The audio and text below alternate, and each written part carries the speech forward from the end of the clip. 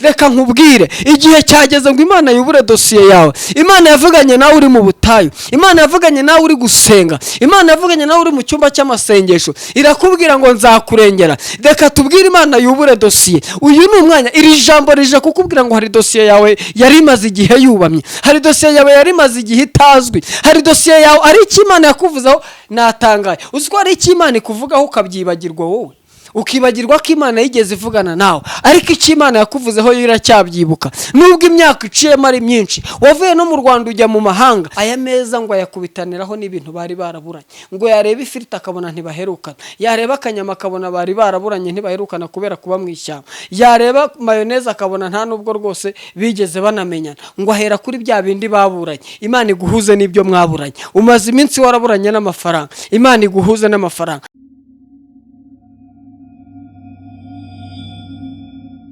Ndabasuhuje mu izina rya Yesu. Amahoro y'Imana abane nawe wowe udukurikiranye, uri mu Rwanda cyangwa se uri Rwotamasimbi, aho waba uherereye hose.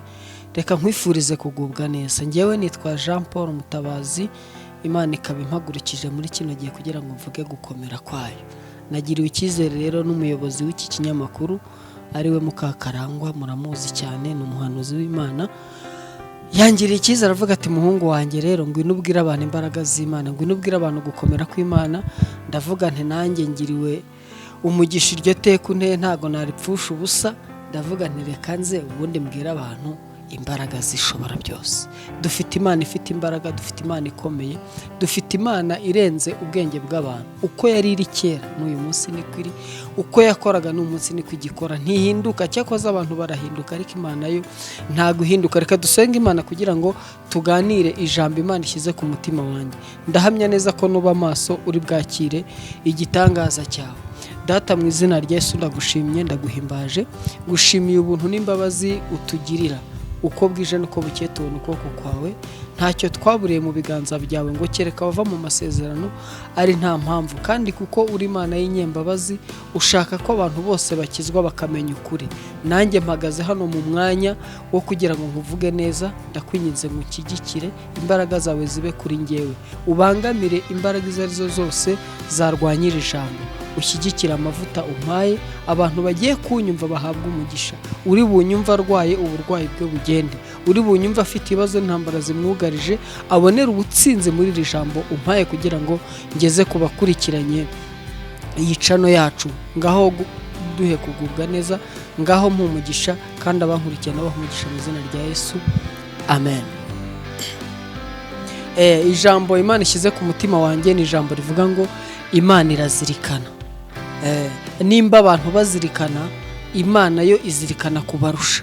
Imana izirikana icyo yavuganye nawe, kandi Imana izirikana icyo yakuremeye. Ntago uriho kubw'impanuka, ntago uriho kubw'ishaba, ahubwo uriho kubwo hari icyo Imana yavuze ku buzima bwawe. Nubwo waba warabyawe n'umuntu udakijijwe, ariko hari umugambi Imana yagambiriye mbere y'uko uvuka. Bibiliya ivuga ngo iki? Ngo Imana ibwira Yeremiya, iramubwira ngo nakumenye ntarakurema, ngushyiraho kuba umuhanuzi uhanurira amahanga. Yeremiya biramutungura, aravuga ati se ni gute navuga gute ko ndi umwana? Imana iramubwira ngo ntuvuge ko uri umwana, nubwo uri umwana ariko nakumenye kera. Reka nkubwire ngo nawe nkurikiranye, ntago uriho kubw'impanuka, ntago ibyo uri gucamo Imana itabibona, irabibona, ifite icyo itegura imbere yawe. Kandi reka nkubwire, umuntu wese uzagera ahakomeye anyura mu bikomeye. Umuntu wese uzakomera, Imana imucisha mu bigoranye kugira ngo isohoze umugambi w'icyo yamuvuzeho. Ntuterwe ubwoba n'ibyo uri kunyuramo, ntuterwe ubwoba n'ibyo uri gucamo uyu munsi. Icyo Imana yakuvuzeho kiraruta ibyo ngibyo uri gucamo. Kandi icyo nkundira Imana, ntabwo ikurebera aho uhagaze, ntikurebera aho wavukiye, ahubwo ikurebera aho ikujyanye. Imana ishimwe. Reka dusome ijambo ry'Imana twumve icyo Imana ivuze. Igitabo cya kabiri cya Mose cyitwa Kuva, ibice 17 umurongo wa 14. Turihuta. Kuva 17:14 haravuze ngo Uwiteka abwira Mose ati, andika ibi mu gitabo by'urwibutso, ubibwire Yosuwa yuko nzakuraho rwose kwibukwa kw'Abamaleki bakibagirana mu bo munsi y'ijuru bose. Mose yubaka igicaniro acyita Yehova Nisi, aravuga ati Uwiteka yarahiye ko azajya arwanya Abamaleki ibihe byose. Munyemerere mbagireho umugisha, dusubiremo uwo murongo. wa 14 n'uwa 15. Uwiteka abwira Mose ati andika ibi mu gitabo bibe urwibutso ubibwire Yosuwa yuko nzakuraho rwose kwibukwa kw'abamaleki bakibagirana mu bo munsi y'ijuru bose. 15. Mose yubaka igicaniro akita Yehova Nisi, aravuga ati Uwiteka yarahiye ko azajya arwanya abamaleki ibihe byose. Mwakira ijambo ry'Imana. Turaza no gusoma mu gitabo cya Samweli, igitabo cya Samweli, igitabo cya mbere cya Samweli, ibice 15. Yego, ibice 15. Turahera ku murongo wa mbere twumve icyo Imana ivuze. 15 umurongo wa mbere haravuze ngo hanyuma Samweli abwira Sawuli ati Uwiteka wantumye kukwimikisha amavuta ngo ube umwami wa Isiraheli, nuko rero ube wumvira Uwiteka mu byo avuga. Uwiteka Nyiringabo avuze ngo nibutse iby'abamaleki bagiriye Abisiraheli ubwo babatangiraga mu nzira iva mu Egiputa, none genda urwanye abamaleki ubarimburane rwose n'ibyo bafite byose, ntuzababarire ahubwo uzice abagabo n'abagore n'abana b'impinja n'abonka, inka n'intama, ingamiya n'indogobe. Dusimbuke tujye mu gice cya 6 ku murongo wa 16. Haravuze ngo nuko asohoye aho yitegereza Eliyabu aribwira ati nukuri uwo Uwiteka yimikisha amavuta nguye imbere ye. Ariko Uwiteka abwira Samweli ati nturebe mu maso he cyangwa ikirere cye ko ari kirekire namugaye, kuko Uwiteka atareba nk'uko abantu bareba. Abantu bareba ubwiza bugaragara, ariko Uwiteka we areba mu mutima. Yesayi ahera ko ahamagara Abinadabu amumurikira Samweli. Samweli aravuga ati uyu nawe si Uwiteka yatoranije. Yesayi ariyongeza amurika Shama. Nabwo Samweli aravuga ati uyu si Uwiteka yatoranije. Nuko Yesayi amurikira Samweli abahungu be 7, maze Samweli abwira Yesayi ati aba si Uwiteka yatoranije. Samweli abaza Yesayi ati abana bawe bose naba? Aramusubiza ati hasigaye umuhererezi ariko aragiye intama. Samweli abwira Yesayi ati mutumire bamuzane kuko tutari bujye kurya ataraza. Nuko aramutumira amujyana mu nzu. Yari umuhungu w'inzobe ufite uburanga kandi w'igikundiro. Uwiteka aravuga ati haguruka umusukeho amavuta, niwe uwo. Twakira ijambo ry'Imana. Ni ijambo nkuzaniye rero we udukurikiranye rivuga ngo Imana irazirikana. Imana izirikana icyo yakuvuzeho. Cyari igihe kimwe Abisiraheli barimo bava mu Egiputa bajya i Kanani, bamaze imyaka igera kuri 40 bazenguruka mu butayu kubw'amakosa bagiye bakora n'ibyaha bagiye bakorera mu butayu. Ngo urugendo rwari urw'iminsi 7 rwavuyemo imyaka 40. Rwari urugendo rukomeye cyane, ngo aho bazengurutse umusozi wa Sinayi igihe kirekire, ubutayu barabuzenguruka ariko nta nzira yo kubamo bafite. Ariko kubw'imbaraga z'Imana, kubw'iki Imana yari yarabavuzeho, muri iyo myaka 40 ntibigeze bicwa n'inzara. Muri iyo myaka 40 nta miryango itabara imbabare yabasuye, ahubwo Imana niyo yabatunze ku ikofi yayo. Reka nkubwire ngo Imana ifite ibyo kurya.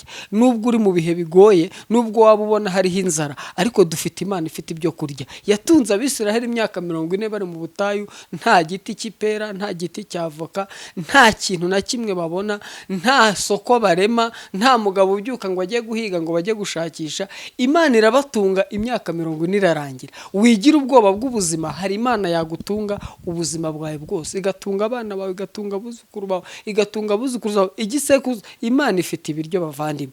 Imana iguha umugisha rero wowe udukurikiranye. Bibiliya imbwiye ngo iki, ngo bakigera mu butayu, igihe kigeze Imana ngo ibageze mu gihugu cy'i Kanani, bagombaga guca mu gihugu cyari gituyemo ubwoko bwitwa Abamaleki. Buno bwoko bw'Abamaleki rero Abisiraheli babatse inzira kugira ngo banyure mu gihugu cyabo gusa bajye mu gihugu cy'amasezerano. Ngo ariko Abamaleki babima inzira, aho kugira ngo babahe inzira ngo batambuke, ngo bafate icyemezo cyo kubarwanya. Ngo barwana intambara ikomeye. Bibiliya ntitubwira ngo bararwanye ngo izuba ryenda kurenga, ngo Abisiraheli bahura n'ibibazo bikomeye, ngo Abamaleki barabarwanya intambara ibinjyana muntu. Niho Bibiliya itubwira ngo bavumbuye ko Mose ari kumanika amaboko Abisiraheli bagatsinda, ngo yayamanura Abamaleki bagatsinda. Bibiliya iravuga ngo Mose baramira amaboko ye ngo barayafata kugira ngo adatentebuka, ngo intambara Yosuwa arayirwanira arangira. Ariko iyo ntambara ikimara kurangira Imana irababara. Reka nkubwire, hari ibyitambitse umugambi wawe, hari ibintu byidumbukije birabyuka.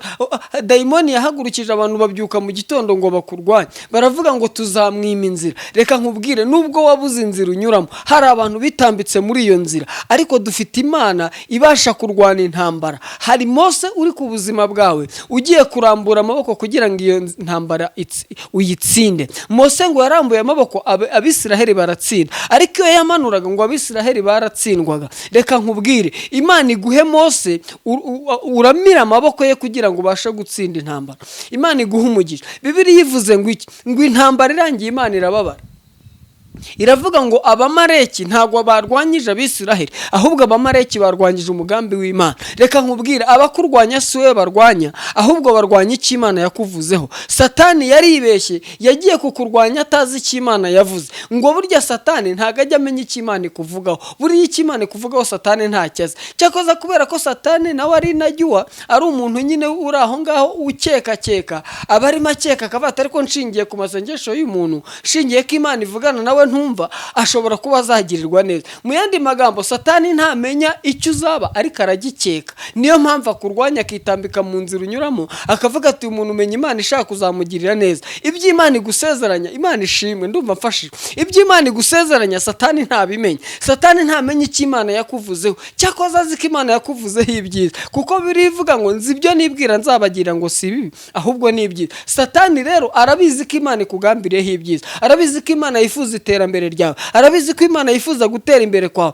Niyo mpamvu atega imitego yo kukurwanya ngo utazagerayo. Ariko Imana iramubika. Imana igira irwara inzika abaguteza imitego. Imana igira irwara inzika abakubujije gutambuka. Ngo Imana irababara, ibwira Mose ngo ndababaye, none mfatira igitabo wandike iyi tariki, uvuge ngo ngewe Uwiteka ndarahiye ko nzarimbura Abamaleki bakibagirana ku isi y'ababaho. Ngo Mose yandika iyo nyandiko. Imana iramubwira ngo kuko wowe utazagera i Kanani, iyo nyandiko yihe Yosuwa yikomezanye, hanyuma ngewe ndarahiye ko nzarimbura Abamaleki.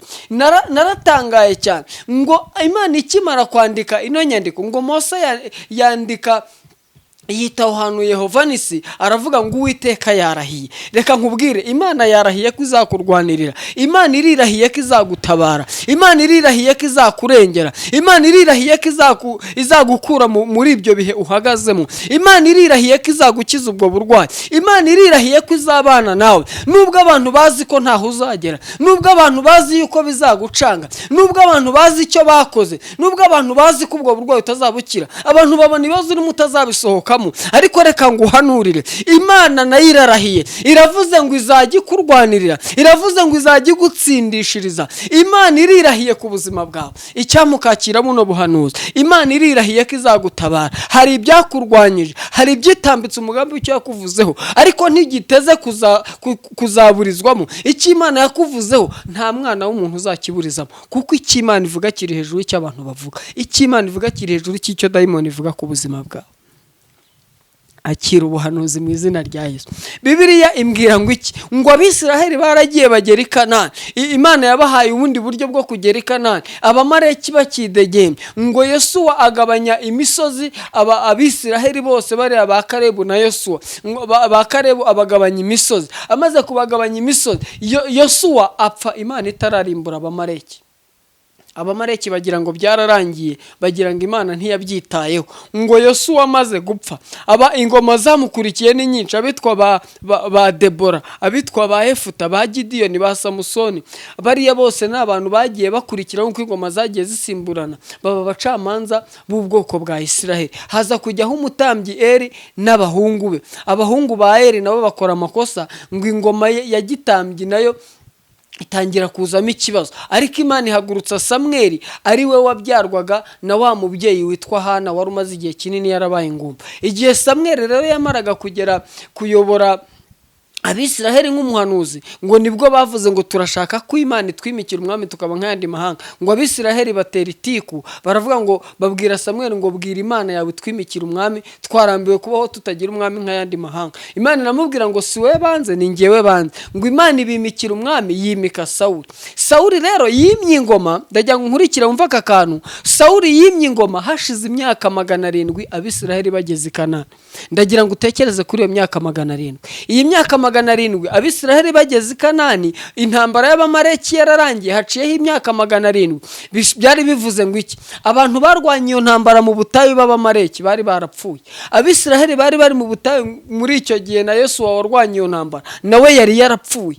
Abamukurikiye barapfa, abana babo barapfa. Urumva kugira ngo hashire imyaka 700 haba haragiye hacamo ibisekuruza byinshi, kuko kera abantu baramaga, wenda tuvuge ko bagiyaga n'imyaka 150 n'uwageraga 300, abana nabo bakagira 100. Kugira ngo imyaka ibe 700 hari ibisekuruza byinshi byari byaraciyeho byarapfuye. Ariko Imana yo iracyazirikana icyo yavuze nyuma y'imyaka 700. Wivuga ngo iby'Imana yakuvuzeho biratinze, kuko iby'Imana nubwo byatinda ntago bihera. Iby'Imana nubwo byatinda gute ntago bihera, icyo Imana yakuvuzeho izagikora. Ariko reka nkubwirire ijambo ngo nyuma y'imyaka 700 Imana iribuka.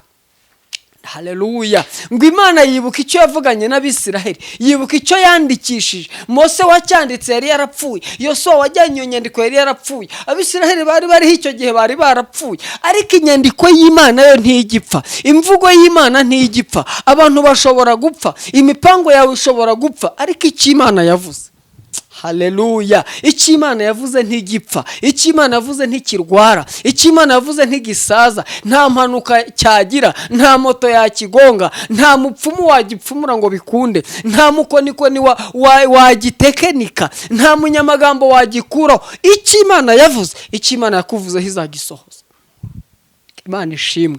Bibiliya imbwiye ngo iki? Ngo nyuma y'imyaka 700 Imana ibwira Sawuli, iramubwira ngo ubwo maze kwimika umwami ndumva nshaka kumukoresha. Iramubwira ngo genda umbwirire Sawuli, twabisomye mu gice cya 15, ngo nibutse iby'Abamaleki bagiriye ubwoko bwanjye ubwo babatangiraga mu nzira iva mu Egiputa, babatesheje umutwe barabica, barwanye intambara. Icyo genda byibuka, navuze ko nzarimbura Abamaleki bakibagirana. None igihe kirageze ngo iyo dosiye nyubure, igihe kirageze ngo nshyira mu bikorwa ibyo navuze. Reka nkubwire, igihe cyageze ngo Imana yubure dosiye yawe. Imana yavuganye nawe uri mu butayu, Imana yavuganye nawe uri gusenga, Imana yavuganye nawe uri mu cyumba cy'amasengesho, irakubwira ngo nzakurengera. Reka tubwire Imana yubure dosiye. Uyu ni umwanya, iri jambo rije kukubwira ngo hari dosiye yawe yari imaze igihe yubamye, hari dosiye yawe yari imaze igihe itazwi, hari dosiye yawe ari icyo Imana yakuvuzeho. Natangaye, uzi ko ari icyo Imana ikuvugaho ukabyibagirwa wowe, ukibagirwa ko Imana yigeze ivugana nawe. Ariko icyo Imana yakuvuzeho yo iracyabyibuka,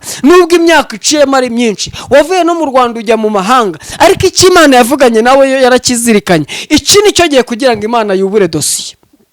Washobora ukavuga ngo amen. Icyo Imana yavuganye nawe nicyo gihe ngo dosiye Imana yubure. Ngo Imana yubura dosiye, ibwira Sawuli ngo genda undimburira Abamaleki. Navuze ko nzabarimbura sinsigaze n'umwe. Kondisiyo ya mbere nguhaye, genda urimbura Abamaleki, ntuzababarire. Uzica umugabo n'umugore, uzica umwana n'umugore utwite ntuzamubabarire, n'uzasanga ku ibere uzamwice. Iramubwira ngo kandi n'amatungo ntuzayababarire, n'inka n'intama uzabyice, ingamiya n'indogobe uzazice, n'umunyorogo tuzasanga uri gucaracara muri icyo gihugu uzawukandagira uwuhonyore. Imana ijya ibika inzika ku muntu warwanyije umugambi wayo. Reka nkugire inama, ntuzarwanye umuntu Imana yavuzeho. Nubwo waba umubonaho amakosa, ntuzarwanye umuntu Imana yavuzeho. Umuntu Imana yavuzeho ararindwa, umuntu Imana yavuzeho ijya imubikira kugira ngo izamugirire neza. Ntuzagerageze kurwanya uwo Imana yavuzeho. Mu yandi magambo, nawe wakurwanyije Imana yarakuvuzeho, Imana iramubika kandi iyo yamuhagurukiye ntago byoroha. Sawuli ngo yaragiye aravuga ati numvise ijwi ry'Uwiteka, ngo aragenda ajya kurimbura Abamaleki, ngo ariko akora ikosa. ngo akora ikosa, ngo ageze mu Bamaleki yibagirwa ko Imana yamubwiye ngo arimbure byose ntasige na kimwe, ngo yareba umukobwa mwiza akavuga ati uyu nguyu ntagapfe, ngo akamushyira ku ruhande, ngo yabona inka nziza akavuga ati iyo nka ntimuyice turayicyura, ngo irari riramufata, ngo arokora ibintu by'inyamibwa, niko Bibiliya ivuga, ngo arokora ibintu by'inyamibwa. Muzasome kino gice cya 15 muzabibona, ngo arokora ibintu by'inyamibwa gusa, ngo ibintu by'agaciro byose arabirokora, ngo iby'iminambe nabo mu cyiciro cya mbere cy'ubudehe bose arabica, abarwaye amavunja arabica, abadasa neza bibikara n'abahuye n'inzara arabica, ngo ariko yabona bameze neza, ngo n'umwami witwa Agagi wo muri icyo gihugu ngo aramurokora. Ngo Imana ikibona ikosa Sawuli akoze, ngo irarakara, iravuga ngo nicujije icyatumye nimika Sawuli ngo abe umwami wa Isiraheli. Ngo Sawuli Imana imuca ku ngoma. Nyuma yo kuva ku ngoma kwa Sawuli ntago Imana yahise imuhirika ngo imwice, ahubwo Sawuli yarakomeje arayobora, Samweli nawe akomeza gusenga. Ari gusenga rero ngo Imana imusanga mu cyumba cy'amasengesho, iramubwira ngo Samweli, Samweli, uzageza ryari kuririra Sawuli ku butegetsi bwe nabushyizeho iherezo? Samweli akavuga ati se ko nta wundi mwami dufite, uragira ngo mbigenze gute nareka gusenga kandi tumerewe nabi? Sawuli yari yarabahagije igihugu cyose, yarakiyoboje igitugu. Ngo ariko Imana ibwira Samweli, iramubwira ngo humura, maze iminsi ndambagiza, maze iminsi nitegereza umuntu twakorana. Iramubwira ngo none aha tuvugana, haguruka muri iki cyumba cy'amasengesho, fata ihembe ryawe uryuzuza amavuta, ugende ujye i Betelehemu kwa Yesayi mu bahungu yabyaye. Maze iminsi ndeba, narebye mu bahungu afite, nabonye harimo umuhungu ufite umutima umeze nk'uko nshaka. Haleluya. Icyama Imana ikakurambagiza, icyama Imana ikagutoranya mu gihe nk'iki, ikabona mwakorana, icyama mu Imana iteganya kugirira neza nawe ikagushyira ku rutonde, icyama mu Imana iteganya kurengera nawe ukajya ku rutonde rw'abatabarwa muri uyu mwaka, icyama Imana ikagushyira ku rutonde rw'abagomba kurangiza uno mwaka wa 2022, Imana ikagushyira ku rutonde rw'abagomba gutabarirwa muri uyu mwaka. Birashoboka ko utangiye bigoranye, birashoboka ko kugeza muri kuno kwezi kwa 11 ubona bigoranye, mu kwezi kwa 10 wabonaga ari intambara. Reka nkubwize ukuri, nubwo turi mu gihe gikomeye, nubwo turi mu gihe kigoye, ariko Imana igihindura amateka, Imana igihindura ubuzima. Bishoboka ko watangiye nabi, ariko ndakwinginze irizerere muri rino jambo, ibyawe Imana ibihindura. Imana ishimwe, Imana ihimbazwe cyane. Bibiliya imbwira ngo iki? Ngo Imana ibwira Samweli ngo haguruka. Samweli arahaguruka, aragenda ngo ajya kwa Yesayi. Ajya kwa Yesayi atazi uwagiye kwimika n'izina rye. Imana yari yamuhisha amazina ya Dawidi kubera ko yari ibizi ko Dawidi ari mu ishyamba, yari ibizi ko Dawidi ari mu buzima bubi. Hari abantu Imana ahisha amazina yawe kugira ngo batazakuroga, hari abantu Imana ahisha amazina yawe kugira ngo batazakugambanira. Reka nkubwire, Samweli Imana imuhisha amazina ya Dawidi kuko yari izi ko nagenda avuga ko agiye kwimika Dawidi, bakuru be bari buvuga tereka ruya ntiyaba umwami ntibyakunda, uriya mashuri afite ni make ntibyashoboka, ntago byavamo, cyane ko na Yesayi wamwibyariye nawe ubwe ntiyamuhaga amahirwe. Ngo aragenda agezeyo, ngo bajya gutambira Uwiteka ibitambo, ngo ariko aravangirwa. Ngo yitegereza abahungu ba Yesayi, ngo bari abahungu b'abatekinisiye bazi kubaka igicaniro, bari barizigishijwe ibintu bijyanye n'ubutambyi, bari bazi gutambira Imana igitambo. Ngo baragenda ibintu byose babikora neza.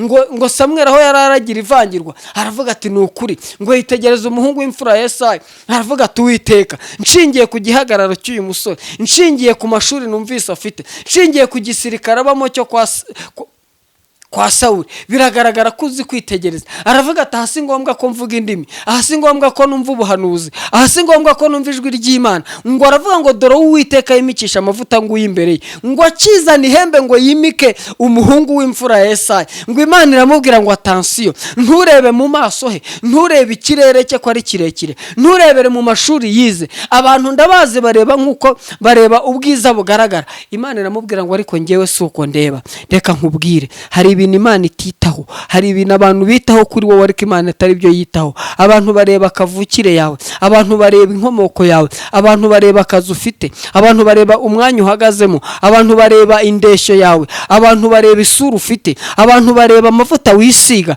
abantu bareba imyambaro wambaye n'urukweto waguze, abantu bareba ikinyabiziga ugenderamo. Ariko Imana yo si uko ireba. Imana ireba mu mutima, ikamenya uyishaka uwo ari we, ikamenya uyikunda uwo ari we, ikamenya ufite ishyaka ryo kuyikorera uwo ari we. Icyama Imana ikakureba, ikakubonamo umumaro, icyama Imana ikakureba, ikakubonamo uw'agaciro, ikakubonamo nk'umuntu yakorana nayo. Imana ihimbazwe. Bibiliya imbwira ngo iki? Ngo Yesaya aramubwira ati Samweli humura, njyewe Yesaya nabyaye abahungu. Ngabwira uwa mbere ati ngwino sha, abwira uwa kabiri ati nawe ngwino. Nguje wese amavuta akamwanga, ngo amavuta yari yanze kuva mu ihembe yabaye nka supaguru yanze kuva mu ihembe, ngo yacurika ihembe amavuta akankuma. Imana ikamubwira ati attention n'uwo siwe. Ngo aramurika, ngo azana n'uwa gatatu, ngo ariyongeza azana n'uwa kane, arongera amurika n'uwa gatanu. Ngo abahungu 7 bose amavuta arabanga. Baravuga ati muhanuzi ko wavangiwe, ubu ni Imana yagutumye ko duheruka uhanura bigasohora, ko duheruka uvuga Imana ikabikora. None hiri vangirwa ryavuye he? Ko mbona wa byagucana. Ngo Samweli yari yahereye karaforeje akajya azanuye ati ntago ari we, uwo bazanye ati nawe ndi kubona atari we, kandi ngo yavuganye n'Imana. Reka nkubwire, jya ubaza Imana, ntukayoborwe n'amarangamutima yawe. Ibintu byose ukora jya ubaza Imana, bibaza atari ko Mana bino bintu urabishyigikiye, bino bintu urabitekerezaho iki? Nicyo kizatuma Imana ikugirira neza. Ntuzahubuke ngo ukore iby'amarangamutima yawe. Iki ngiki Samweli yari akizize, ngo arebeye mu marangamutima, yarebera ku mashuri. Imana iramubwira ngo attention, ngo abahungu 7 bageze baramwataka, baramubwira ati ntago wowe uvugana n'Imana, wowe waranavangiwe byaragucanze, wowe turabona utazi n'icyakuzanye. Ubundi ko waje uvuga ko ugiye kwimika umwami, tukaba tubona utazi n'umwami wimika uwo ari we, ubundi iyo Mana mwavuganye ni yahe? Ngo Samweli biramucanga, ngo ariko bikimucaka ko yari yavuganye n'Imana. Aravuga ati Uwiteka bimeze gute? Imana amubwira ngo baza Yesaya nimba nta wundi mwana afite. Aramubaza ngo niko Yesaya, abahungu bawe bose barangiye? Menye ko navangiwe mu nsengeri. Aramubwira ati koko barangiye, uretse ko hasigaye agahungu kamwe.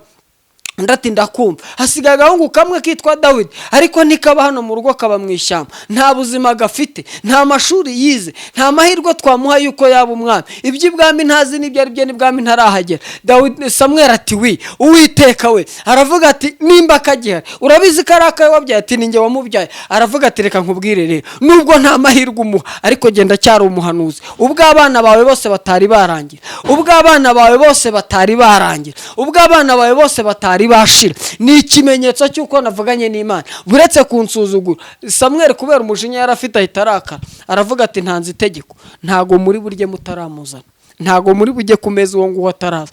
Ngo bamutumaho. Imana ishimwe. Imana hari igihe gutekerezaho wibereye mu buzima bubi, Imana ikagutekerezaho abantu bazi ko byagucanze, Imana ikagutekerezaho abantu bazi ko ubuzima uri mutazabuvamo, Imana ikagambirira kugukorera igitangaza, Imana igitegura surprise ku buzima bwawe. Bibiliya imbwira ngo iki? Ngo muri ako kanya bumvise ko batari burya ataraza, byari bimaze kuba nimugoroba, baravuga ati ubwo hajemo icyo kurya ibintu byakomeye. Ngo bitoramo umuhungu uzi kunyaruka, ngo aranyaruka ajya mu ishyamba, asanga aho Dawidi yararagiye intama, asanga Dawidi arimo gucuranga Zaburi ya 23, avuga ngo Uwiteka niwe mwungeri wanjye sinzakena, andyamisha mu cyanya cy'ubwatsi bubisi, anjyana iruhande rw'amazi adasuma. Aravuga ngo asubiza intege mu bugingo bwanjye, aravuga ngo nyobora inzira yo gukiranuka kubw'izina rye. Aravuga ngo naho nanyura mu gikombe cy'igicucu cy'urupfu, sinzatinya ikibi cyose kuko ndi kumwe nawe. Akigeze aho ngaho aravuga ati inshyimbo yawe n'inkoni yawe nibyo bimpumuriza. Atararangiza icyo gitero umuhungu aba yamusingiriye, aramubwira ati kuririmba ubihagaritse, mu rugo baragushaka. Dawidi ati mu rugo se baranshakira iki? Aravuga ati mu rugo bari bagize ngo ujye kurya. Dawidi ati reka reka amasaha yarenze iki gihe mba nariye. Umuhungu aramubwira ati ariko ntago ari ibyo gusa, ahubwo mu rugo haje umuhanuzi. Undi ati none yaje aje kwimika umwami, none amavuta twese yatwanze. Dawidi ati kagira inkuru, none se amavuta yabanze mwese uko muri 7? Ati none se na mukuru wawe yamwanze? Ati yamwanze. N'amapeta afite? Ati nawe yamwanze. None se nawe tuvugana amavuta yakwanze? Manishi ati nanjye amavuta yanyenze. Dawidi aravuga ati se ko numva mwese amavuta yabanze muri 7 mwarize mwaraminuje, none ngewe murampa amahirwe yuko byavamo? Aravuga ati reka reka reka, ubwo amavuta yaba yanyenze narize, amavuta yaba yaranyenze mfite amafaranga, uwo amavuta akakwemera gute utaranize? Dawidi aravuga ati ndumva n'ubundi mutanyemera, rero genda ubabwire ko ntari buboneke. Ariko ashingiye ku mujinya yari yasize umuhanuzi afite, aravuga ati ntago nagenda ntakujyanye. Aramubwira ati rero tubigenze gute? Dawidi aravuga ati tujye inama rero, murashaka ko njya gukemura ikibazo mu rugo? Ati nibyo. Aramubwira ati rero reka nkwereke, sinasiga intama zanjye zidafite umwungeri, sinafata intama zanjye ngo nzisige mu ishyamba nta mushumba zifite. Uremera kuba umushumba ukabusiga uragiye zino ntama nanjye ngakemura icyo kibazo? Aravuga ati nshingiye ku mujinya umuhanuzi nasize afite, ntago nagenda ntakujyanye, ndemera ngo usigarireho. Kumbe ni Imana inyuranye ibihe, igafata uwari uri mu ishyamba ikamujyana mu rugo, igafata uwari uri mu rugo ikamujyana mu ishyamba. Niyo mpamvu ibi bivuga ngo ni Imana ishyira hejuru wicishije bugufi, kandi uwicisha bugufi ikamushyira hejuru, uwishyize hejuru nawe ikamumanura hasi. Ni kwikora ngo Dawidi araza, ngo akigera mu rugo, ngo Samweli akimubona ataranahinguka, ngo Imana iramubwira ngo tangira ube tayari, ba witeguye kumusukaho amavuta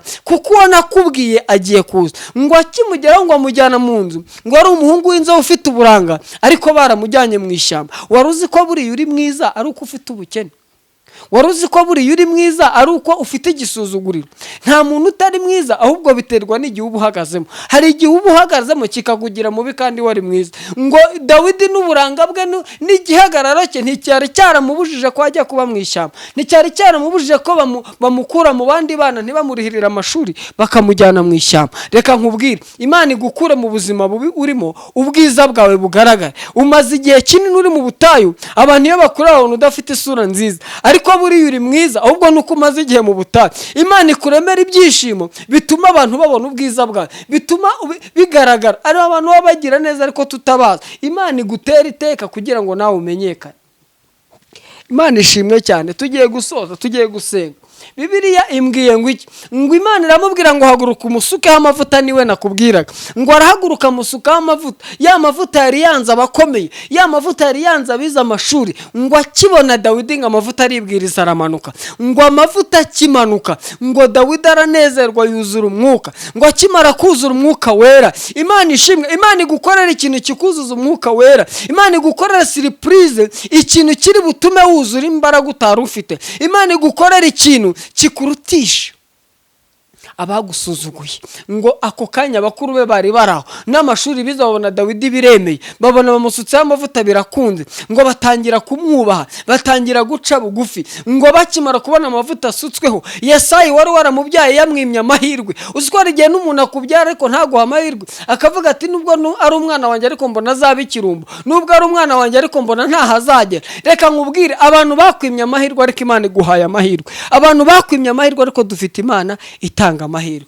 Imana ishimwe cyane. Bibiliya imbwira ngo iki? Ngo Dawidi akimara kubona amavuta yasutsweho, ngo Yesayi aratangira avuga ngo muhungu wanjye, bari wowe utubanziriza ku meza, ngo abari ubanza ku meza. Ageze ku meza rero, aya meza ngo ayakubitaniraho n'ibintu bari baraburanye. Ngo yareba ifiriti akabona ntibaherukana, yareba akanyama akabona bari baraburanye ntibaherukana kubera kuba mu ishyamba, yareba mayoneze akabona nta nubwo rwose bigeze banamenyana. Ngo ahera kuri bya bindi baburanye. Imana iguhuze n'ibyo mwaburanye. Umaze iminsi waraburanye n'amafaranga, Imana iguhuze n'amafaranga. Umaze iminsi waraburanye n'umunezero, mwari mwaraciye ukubiri n'umunezero, Imana iguhuze n'ibyo mwaburanye mu izina rya Yesu. Ndumva mpanuye. Imana iguhuze n'ibyo mwaburanye. Hari ibintu mudaherukana, hari ibintu utazi ku buzima bwawe, hari ibintu wumva mu mateka ariko utari wabona, hari ibintu wumvisha amatwi ariko utari warebesha amaso. Imana igutunguza ibintu mwaburanye, ibintu wahoraga urota mu nzozi. Imana iguhuze nabyo rayivu mu izina rya Yesu. Ngo Dawidi amaze kwarura, ngo yitegereje ayo meza, yitegereje ipura iteretse imbere ye, yitegereje icyubahiro yahawe bakuru be bamukikije, yitegereje umuhanuzi umuhesheje agaciro akamukura mu ishyamba. Aravuga ati ariko aya masahane n'aya meza ubu nta gitero kirimo. Niho yavuze ngo ndagushimiye, untunganirije ameza mu maso y'abanzi banjye. Niho Zaburi yahise ahindura igitero, aravuga ati ibitero byo mu ishyamba ndabihinduye, reka mbanza mvuga igitero cyo kuri aya meza, mvuge no kuri iyi pura impagaze imbere. Aravuga ngo Uwiteka we, untunganirije ameza mu maso y'abanyimye amahirwe, untunganirije ameza mu maso y'abanzi banjye. Imana igutunganiriza ameza aho wabonaga nta nzira. Imana igutunganiriza ameza mu bavuze ko ntacyo uzavamo. Imana igutunganiriza ameza mu maso y'abakurenganyaga. Imana iguha umugisha. Bibiliya ivuga ngo iki? Ngo yitegereje amavuta yasizweho kuva ku mutwe kugera ku birenge. Aravuga ati ariko ubundi ayo mavuta yo nta gitero kirimo. Niho yahise avuga ngo unsize amavuta mu mutwe, igikombe cyanjye kirasesekaye. Unsize amavuta mu mutwe, igikombe cyanjye kirasesekaye. Aravuga ngo ni ukuri kugirirwa neza n'Imana bizanyomaho iminsi yose nkiriho. Umva ijambo nsorejeho. Ngo Dawidi mu gusoza isengesho rye, mu gusoza indirimbo yari ari kuririmba, aravuga ngo nanjye nzaba mu nzu y'Uwiteka iteka ryose. ahiga umuhigo. Dawidi hariya yagombaga kwiyemera akavuga ati ariko sha mwambonye amavuta bansize ubundi mwayabonye, mwari muzi ko nzahera mu ishyamba se, mwari muzi ko nta kimana yamvuzeho se. Oya, Dawidi aho kugira ngo yiremereze Imana imutabaye ahubwo arushaho guca bugufi, aravuga ngo nshingiye ku by'Imana impaye, nshingiye ku iteka Imana inteye, nanjye nzaba mu nzu y'Uwiteka iteka ryose. Hari abantu Imana itabara mukaremera, hari abantu Imana itabara mugatangira gukandagira abantu, mugatangira kuvuga ngo ubundi mwebwe ngo twasengaga muri, ngo ubundi mwebwe ngo ubundi ngo kuki mutazi gukora. Hari abantu babona Imana yarabahaye ubutunzi bakagira ngo nuko bakoze cyane. Umva nkubwire, ubutunzi Imana yaguhaye ntago ari uko wize kurusha abandi, ntago ari uko ukora kurusha abandi, ahubwo nuko Imana yaguteye iteka. Rushaho guca bugufuge ngo Uwiteka nanjye nzaba mu nzu y'Uwiteka. Hari arakantu nsorejeho, iri iwacu aho mvuka mu cyaro hari umuntu twari duturanye, ntago ndi buvuge izina rye, yaje gukora akazi mu mujyi wa Kigali ko mu rugo.